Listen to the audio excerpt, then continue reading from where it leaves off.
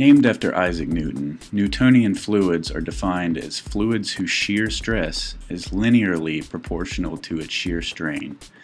This constant proportionality is known as viscosity. If the fluid is Newtonian, it will continue to flow regardless of the forces acting upon it. For these types of fluids, the actual viscosity is dependent on the chemical composition of the fluid, as well as pressure and temperature. Some examples of these fluids are water, oils, and most gases. Liquids that do not obey those rules are known as non-Newtonian fluids. These fluids have a dynamic viscosity variable, which is based on applied stress, as opposed to the constant viscosity in Newtonian fluids. They can also be time-dependent or time-independent as well.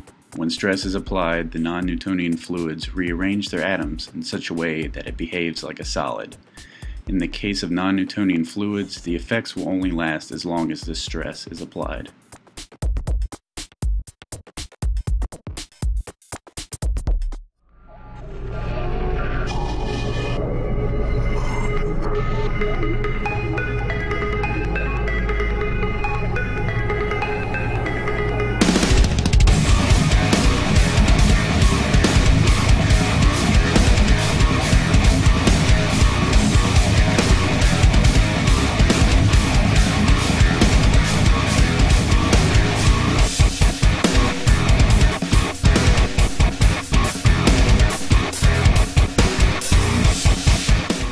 Water is a Newtonian fluid that keeps its fluid properties no matter how hard the molecules are agitated.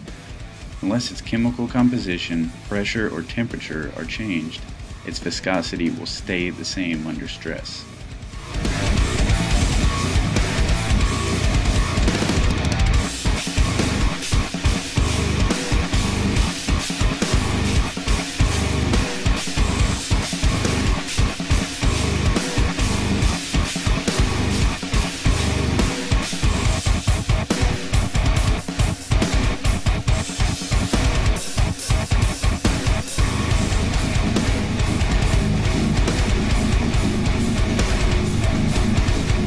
Shear thinning fluid becomes thinner when force or stress is applied.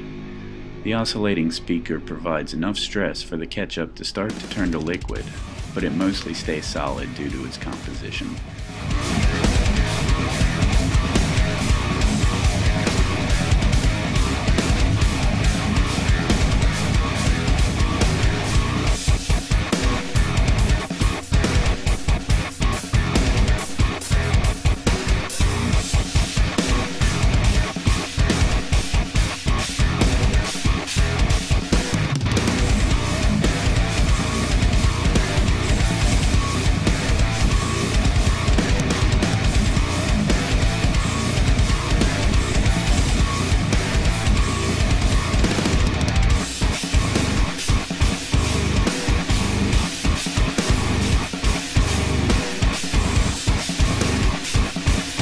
Shear thickening non-Newtonian fluids are the exact opposite of the shear thinning fluid.